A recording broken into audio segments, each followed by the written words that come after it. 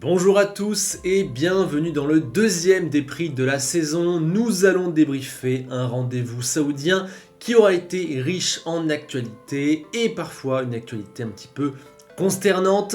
Ça a commencé vendredi, vous le savez, avec cette attaque yéménite sur un entrepôt d'Aramco à 11 km du circuit et tout le cirque s'en est suivi après. Des instances qui assurent que tout va se dérouler comme prévu, puis des pilotes qui se réunissent pendant 4h20. Visiblement, beaucoup voulaient s'arrêter là, et finalement, rien n'a bougé.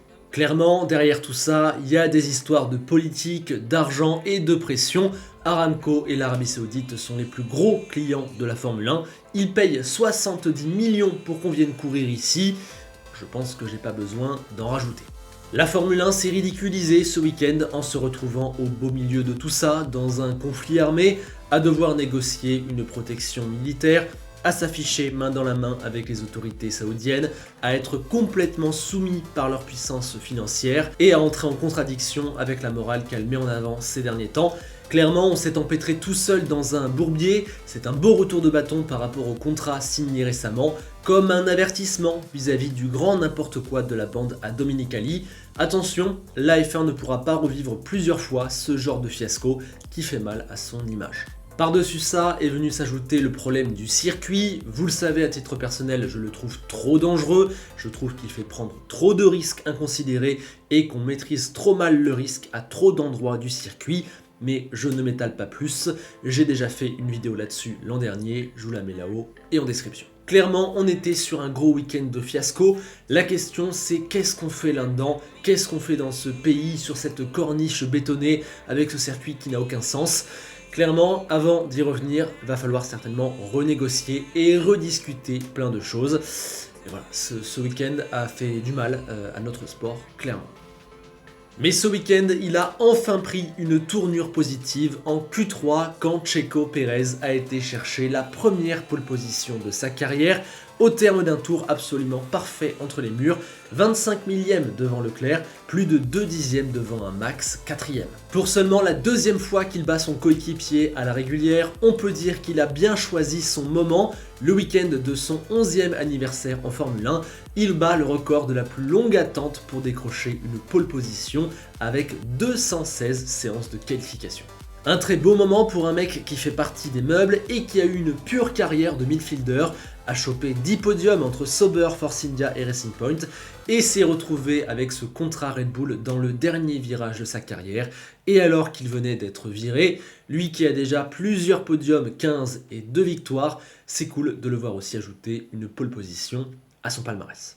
Malheureusement, la chance l'a trahi lors de la course, il avait pris un super départ, il avait les 2 secondes d'avance sur Leclerc, comme il l'a dit lui-même, tout était sous contrôle, mais bon, voilà, il a fallu qu'il s'arrête et que dans son tour de sortie des stands, la safety car soit appelée, et il était le seul des hommes de tête à s'être arrêté. Le timing est absolument terrible et il est tombé 4ème sans absolument pouvoir rien y faire. C'est un coup du sort comme il en arrive de temps en temps et ça fait mal. Au passage, on note que c'est la pression d'un undercut de la part de Ferrari qui l'a fait plonger au stand, et c'était une bonne décision. Effectivement, il ne fallait pas pour lui que Leclerc s'arrête avant, sinon il risquait de perdre la tête de la course. Voilà, Ferrari ne bluffait pas, elle comptait faire un undercut, bonne décision, et bonne décision de la part de Red Bull de couvrir et d'anticiper. Malheureusement, on ne saura jamais ce qui s'est passé et c'est frustrant pour Checo, mais également pour nous parce que la bataille tactique et stratégique à 4 venait de s'ouvrir. L'effet de course nous en a privés. À part ça, plus rien à dire sur la course de Checo, ses rêves se sont brisés à l'entrée de la safety car et ça lui a même enlevé le podium, un crève-cœur terrible qu'il ne méritait pas tant il était parfait jusque-là. Sur la suite de la course, on peut peut-être regretter qu'il n'ait rien pu faire face à Sainz pour reprendre la 3ème place, mais je pense que pour doubler, c'était un petit poil trop compliqué pour cette Red Bull face à une Ferrari. On l'a vu avec les leaders, on y vient. La tête de la course est alors revenue à Charles Leclerc qui se retrouvait avec derrière lui un Max Verstappen 2ème qui avait passé Carlos Sainz au start et les 2 hommes forts de ce début de saison 2022 nous ont offert une 2ème bataille en autant de courses. La safety car s'enlève pour le début du tour 21 et encore une fois Max tente quelque chose d'un poil bizarre et surtout une nouvelle fois de très peu efficace. Leclerc gère très bien et garde la tête. Alors qu'avec sa vitesse de pointe, je pense qu'il lui suffisait de le coller à la relance et il pouvait le dépasser sur la ligne droite de départ. Encore une tactique de Max que je n'ai pas compris dans ce début de saison. Ensuite, le Monégasque a pris une seconde d'avance, s'est mis à l'abri du DRS et cette seconde, c'était vraiment la clé de la course, c'était ce qu'il fallait surveiller en permanence car c'est simple, la Ferrari était largement meilleure dans les virages, la Red Bull largement meilleure dans les lignes droites. En gros, si Leclerc n'avait pas plus d'une seconde 5, une seconde 8 d'avance à la suite du premier secteur, Max revenait dans la suite du tour et s'il parvenait à choper le DRS dans la première voire dans la deuxième zone, il était quasi sûr de pouvoir passer le Monégasque. Pendant 15 tours, c'était haletant à suivre, l'écart oscillait entre 1 seconde 2 et 1 seconde 8 selon où on se trouvait sur le circuit et Leclerc tenait, mais la Virtual Safety Car est pour moi le tournant de la course. Quand elle est annoncée, il y a 1 seconde 6 d'écart entre les deux, au moment où elle se termine, il n'y a plus que 0,8 d'écart. Encore une fois, les timings et les deltas sous VSC, j'y comprends rien. Est-ce que Verstappen était en avance sur le sien? Je pense pas, sinon il aurait été pénalisé. Est-ce que Leclerc était en retard sur le sien? J'ai tendance à penser que oui. Mais encore une fois, les timings de l'ending de la VSC, ça crée toujours un petit peu du grand n'importe quoi. Et c'est ça qui a redonné à Max le DRS qu'il n'arrivait pas à reprendre depuis 15 tours. Il a pu l'utiliser dès la première zone de détection et à partir de là, face à un DRS ouvert et une telle vitesse de pointe, Leclerc ne pouvait quasiment plus se défendre. Max attaque dès la fin du tour de la relance, du tour 42, et passe, mais comme il est passé avant la dernière zone de détection, Leclerc récupère le DRS et le repasse directement. Il faudra attendre le 43e tour et la 5e passe d'armes entre les deux hommes pour que, enfin, Verstappen comprenne le principe d'une zone de détection et arrête de plonger bêtement à la première occasion. Je pense sincèrement qu'à Bahreïn et aujourd'hui, il avait la meilleure voiture, mais qu'il a mal fait ses attaques. Enfin, au 43e tour, il comprend qu'il faut qu'il passe deuxième sur la zone de détection et que c'est la seule chose qu'il a à faire pour s'assurer une course gagnée. Sauf que Leclerc, lui, utilise ce stratagème depuis le 17e tour à Bahreïn, freine également, ça bloque les pneus, le Monégasque est le plus prompt, réagit mieux, il n'a pas le DRS, mais pas grave, il a mis un bel écart à la relance. Ça passe encore et ça a créé un gap d'une seconde 1, une seconde 2 qui fait que Verstappen n'avait le DRS qu'à la deuxième ou à la troisième zone, ce qui était trop court pour attaquer. Leclerc arrivé au premier freinage encore en tête, se recréait le gap d'une seconde 1, une seconde 2, se faisait menacer, mais gardait la tête au premier virage, recréait le gap, etc. etc. Jusqu'au moment où pour moi il a fait une petite erreur qui a donné la victoire à Max. C'est au début du tour 47, dans le premier virage.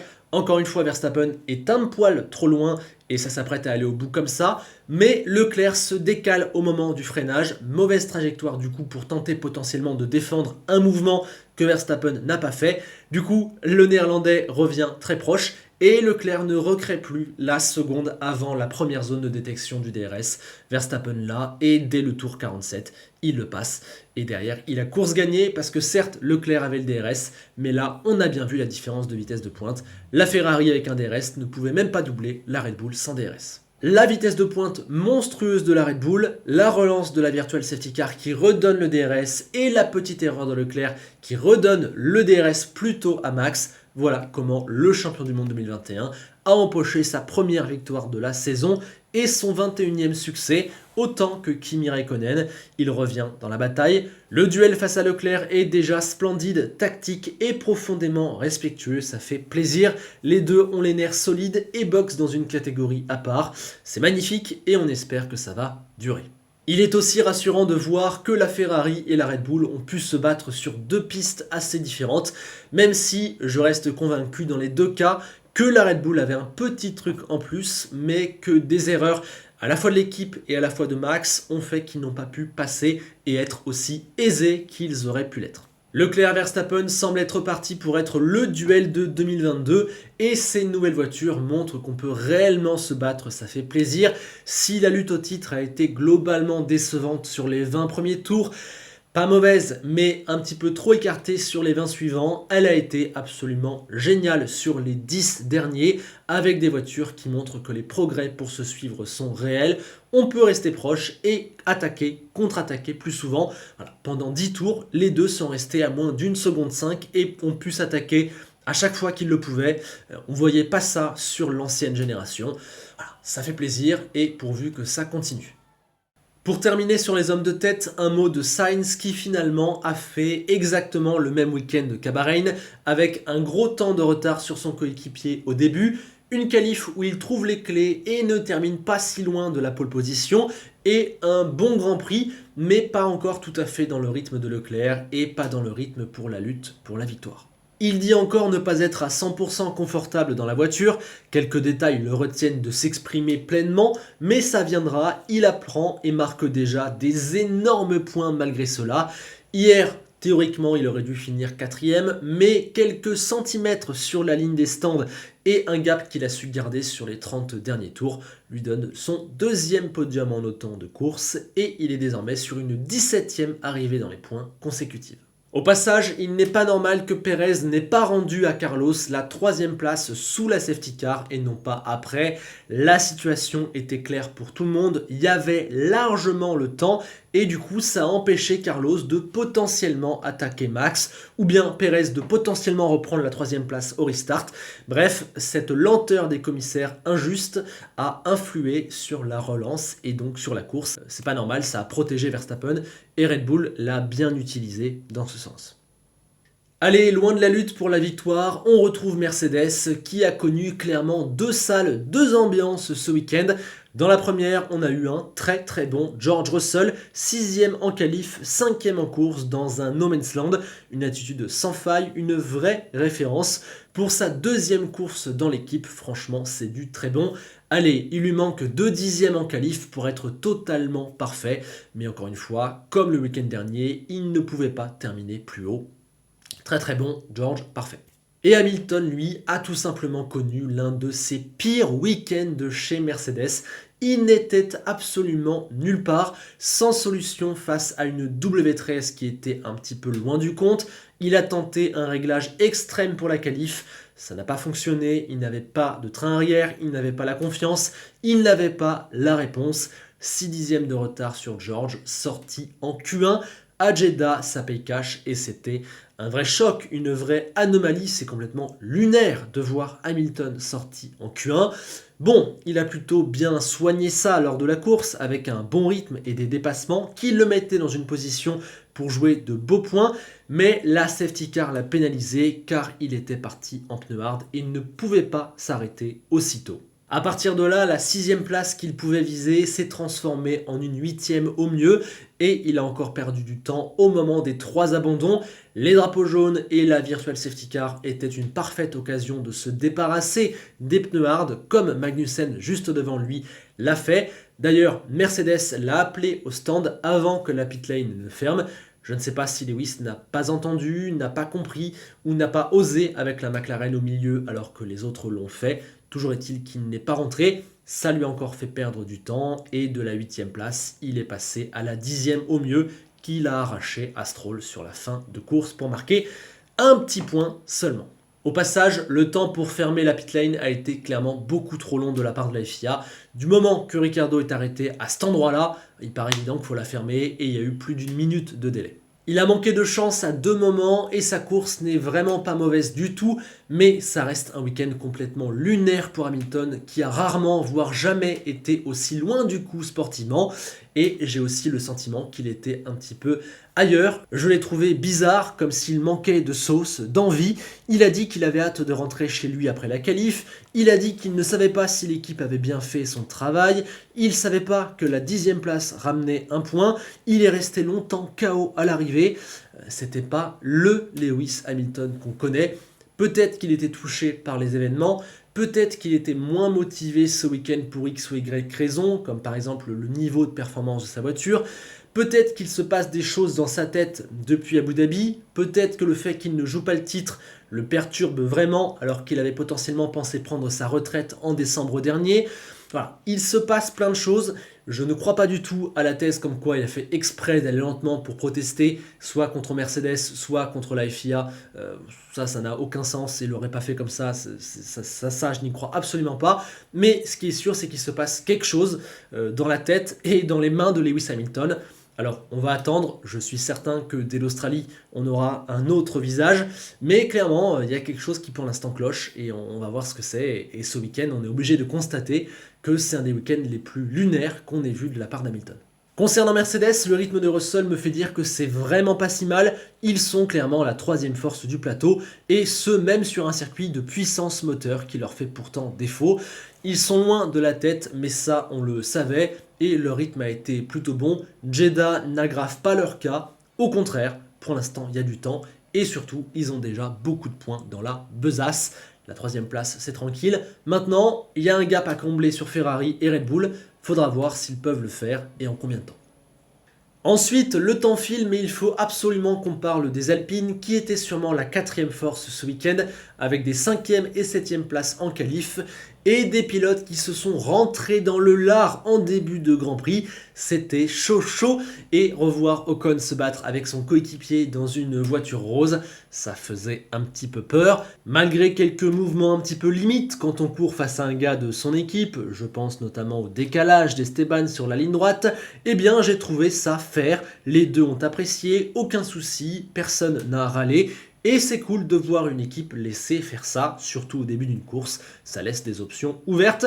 Alors certes, Alpine a un peu tardé à clarifier la situation et ça a permis à Bottas de passer sur Esteban, mais ce n'est pas là-dessus qu'ils perdent la position par rapport à Russell. Aucun des deux pilotes ne s'est plaint. Pour moi, il n'y a pas eu de suragressivité de la part de l'un ou de l'autre. Voilà, j'ai vu beaucoup de messages virulents. Pour moi, il n'y a absolument aucun drama avec cette situation. Alonso avait pris le dessus avec un meilleur rythme et volait vers la 6e place avant un souci qui lui a fait perdre la voiture. Lui qui avait déjà connu un problème moteur qui l'avait freiné à Bahreïn, voilà qu'il n'a que 2 points au classement après 2 courses alors qu'il en mérite bien plus. Début de saison clairement malchanceux pour l'Espagnol. Esteban, lui, s'est montré un petit peu en retrait lors des 2 derniers tiers de la course, passé par Bottas, devant se batailler avec Norris jusqu'à la ligne. Exceptionnelle bataille d'ailleurs, qu'on n'a pas vraiment vue à la caméra, c'est dommage. Voilà, donc c'est un bon week-end aussi pour Esteban, qui marque 8 beaux points à l'arrivée. Pour Alpine, c'est cool parce que ça a montré que le moteur marchait très bien, ça a montré que potentiellement ils étaient les favoris pour la place de 4e au constructeur, mais ils auraient dû faire P6, P7 et à cause d'un souci mécanique, ils font seulement P6. Voilà, c'est un petit peu frustrant, un petit peu dommage, mais encore une fois, Alpine a fait 2 week-ends assez solides, ça joue pas le titre, mais c'est pas mal. Derrière, j'ai été impressionné par McLaren qui termine la course au niveau d'une Alpine, ce qui semblait complètement improbable. Ce week-end, ça a été un petit peu mieux, les 2 voitures ont été à la porte de Q3, le rythme du Grand Prix a été plutôt bon et dans sa deuxième partie, ils ont trouvé un petit truc. Alors, c'est encore loin du compte, c'est encore loin de là où on les attendait et ils bénéficient de quelques abandons pour monter jusqu'en 7e place, ok. Mais franchement, il y avait beaucoup plus de performances que la semaine dernière. Norris dit que c'est grâce au fait qu'il y a très peu de freinage et de portions lentes à Jeddah. Le Britannique a sorti un très bon week-end et score des points précieux, malgré une stratégie et un timing de safety car qui, encore une fois, ne lui ont pas été totalement favorables par rapport à Ricciardo. Ricciardo, lui, écoutez, c'était pas tout mal, c'était mieux qu'à Bahreïn, dans les bottes de Norris tout le long, et lui aussi aurait pu jouer des points s'il n'avait pas eu cet abandon sur problème mécanique. Dommage aussi la petite gêne avec Ocon en qualif, ça fait que c'est pas encore parfait, et puis on est encore en droit d'en attendre un peu plus de Ricciardo, mais c'était clairement déjà beaucoup mieux pour lui comme pour McLaren. Au rayon positif, je continue avec Haas et Magnussen qui scorent encore 2 points et qui confirment que Bahreïn n'était pas un mirage. Ils sont réellement dans le mix pour jouer le top 10 à chaque séance, ça fait plaisir. Samedi, ils étaient à 2 doigts d'un double passage en Q3 et dimanche, ils scorent malgré une safety car qui a ruiné leur stratégie, c'est très propre. Ce qui me plaît, c'est qu'ils ont fait tout ça dans l'adversité. Il y a eu le gros crash de Mick qui les a affectés. Il y a surtout eu un Magnussen qui n'était pas en grande forme physique, notamment au niveau de la nuque. Et vendredi, ils avaient commencé avec des gros soucis techniques sur leur voiture. Finir dans les points au terme d'un week-end où il y a eu autant de péripéties négatives, sincèrement, c'est top. Je disais la semaine dernière que j'avais hâte de les voir sur un autre circuit et quand il y aurait des difficultés, eh bien, j'ai vu et je confirme, Haas peut jouer les points tout le temps. Ceux qui n'y sont pas en revanche dans le coup, c'est AlphaTauri qui connaît beaucoup trop de soucis mécaniques. Faudrait compter, mais de mémoire, je suis quasi sûr qu'ils en ont eu un à chaque séance. Et le plus grave, c'est pour Tsunoda, qui n'a pas pu participer ni à la qualif, ni à la course, stoppé dans le tour de mise en grille. Terrible pour Yuki et franchement préoccupant, inquiétant et pas très pro pour AlphaTauri qui est souvent coutumière de ce genre de fait et qui, en ce début d'année, a énormément de mal avec sa fiabilité. Pierre, lui, a été très bon avec une voiture bonne, mais qui, à mon avis, n'était pas dans la première partie du midfield en termes de performance. En plus, il a eu très très mal pendant les 15 derniers tours, des douleurs physiques. Donc voilà, il arrive quand même à terminer 8ème, et ce, malgré une safety car qui est sortie juste après son arrêt, exactement comme Perez. Donc voilà, arriver à finir avec 4 points quand on prend toutes les circonstances de tout le week-end d'AlphaTauri, je pense qu'au final, la performance de Pierre, elle est vraiment très très bonne. Des points, il n'y en aura pas pour Alfa Romeo, qui a pourtant affiché la même performance qu'à Bahreïn, au niveau de Haas et dans les pattes d'Alpine. Bottas faisait encore une très très bonne performance avec une super qualif, un très bon départ cette fois, et un rythme qui allait potentiellement lui offrir la P7 à la régulière, mais il y a eu ce problème de refroidissement qui l'a obligé à abandonner. Voilà, c'est dommage, les points sont perdus là-dessus, et mine de rien, fallait les prendre tant qu'ils étaient entre les mains, parce qu'on verra les comptes à la fin de la saison. Quant à Guan Yu Zhou, c'était pas si mal le samedi, il passe encore en Q2, il est qu'à 4 dixièmes de Valtteri quand il se fait éliminer, donc j'estime que c'est franchement pas si mal. Et après dimanche, encore un souci au départ. Je crois que c'est la pédale d'embrayage qui pose problème chez Alfa Romeo, donc c'est plus ou moins de sa faute. Au premier virage, il se fait coincer par Ricciardo et Stroll, l'anticalage se décoince et du coup il perd encore du temps. Il est une nouvelle fois dernier dès le premier virage, mais c'est moyennement de sa faute. Après, il y a un super rythme et des dépassements jusqu'au moment où il double Albon en sortant de la piste et ne rend pas la position. Je ne sais pas si l'écurie lui avait demandé de le faire. Il prend 5 secondes, sauf que quand il effectue les 5 secondes au stand, l'écurie touche la voiture avant, donc il écope d'un drive-through. Sa course, à partir de là, elle est foutue. Donc forcément, ça fait un week-end chaotique, mais tout n'est pas de sa faute. Et encore une fois, ce que j'ai vu en termes de rythme et de dépassement, c'est très intéressant. Ça montre aussi que l'Alfa Romeo est très forte. Voilà. Il lui suffit de trouver encore quelques petits dixièmes en qualif et d'être un petit peu moins brouillon et de réussir ses départs. Et puis il sera là pour jouer les points. Franchement, pour seulement 2 grands prix, c'est très prometteur, même si ce week-end, on était loin de la perfection. Enfin, finissons par les 2 mauvais élèves du plateau, les 2 seuls qui n'ont toujours pas de points au classement. D'abord Aston Martin qui n'a pas trouvé vraiment de solution avec sa voiture, même s'ils étaient moins loin et qu'à la faveur des événements, Stroll a failli arracher une unité. Et on a Williams qui a confirmé qu'en l'état actuel des choses, elle avait sûrement la moins bonne machine. Côté pilote, Stroll a été, disons, moins décevant, mais pas flamboyant. Il a failli prendre un point, mais Hülkenberg était une très petite référence. Il semblait clairement emprunté et n'avait jamais roulé sur ce circuit. Et puis rappelons qu'à la fin du premier relais, Hülkenberg a doublé Stroll sur la piste. Donc voilà, on n'est clairement pas sur le week-end parfait pour Lance Stroll, même si c'était pas catastrophique cette fois-ci. Chez Williams, Albon est dur à juger tant la Williams est compliquée et tant il n'a pas de référence pour le comparer, mais j'ai trouvé qu'il était plus en galère qu'à Bahreïn, en même temps il ne connaissait pas la piste, et puis il a terminé avec un dive bomb très mal maîtrisé sur Lance Stroll, qui lui vaudra 3 places de pénalité à Melbourne. Donc voilà, c'était pas nul, mais clairement on n'était pas sur le meilleur des week-ends pour Alex. Quant à Latifi, que dire de Nicolas ? Rien de plus, je vais répéter ce que je dis depuis 1 an. Si on enlève Mazepin, c'est lui le pire pilote du plateau et d'assez loin. Et ce week-end, il a paru comme un petit jeune de Formule 3 qui ferait des débuts improvisés en Formule 1, comme s'il n'avait jamais roulé. Un crash dès la Q1, un crash dès le 15e tour de la course, les 2 fois de manière assez ridicule, tout seul, dans le mur, comme s'il ne savait pas faire, comme s'il était là depuis seulement 2 courses. Voilà, il n'a servi absolument à rien. C'est comme s'il n'avait pas participé, il a seulement coûté du temps et de l'argent à son équipe. C'est pas pro, c'est pas bien et surtout c'est pas digne d'un pilote de Formule 1, surtout d'un pilote de Formule 1 qui fait sa 3e saison et qui est censé être le numéro 1. Je vais lui mettre la pire note que je n'ai jamais mis dans un des prix avec 5 sur 20. Et encore je suis gentil parce que techniquement ça pourrait valoir un 0. Mais je ne mettrai pas 0 parce que j'estime que 0 c'est différent. Mais voilà Nicolas, hein, on en parle chaque semaine. Il est là depuis la semaine dernière, il est dans mon esprit depuis longtemps. C'est pas bon du tout. Allez, les notes, les voici justement. Checo a pour moi la meilleure, car seule la safety car lui vole la victoire après une pole magistrale. Mais ce n'est pas un vain non plus, car derrière Sainz, il a semblé un petit peu impuissant. Suivent les deux premiers avec Leclerc devant, car hormis le delta de la VSC et le décalage du tour 47, c'est parfait. Et il ne pouvait juste pas rivaliser en termes de vitesse de pointe. Max lui a connu une qualif moins bonne, la pole aurait dû être la sienne, et il a encore été loin d'être parfait dans ses attaques, donc il a encore un petit peu de marge. Je considère qu'il aurait pu gagner à Bahreïn et qu'il aurait pu gagner aujourd'hui avec plus de marge.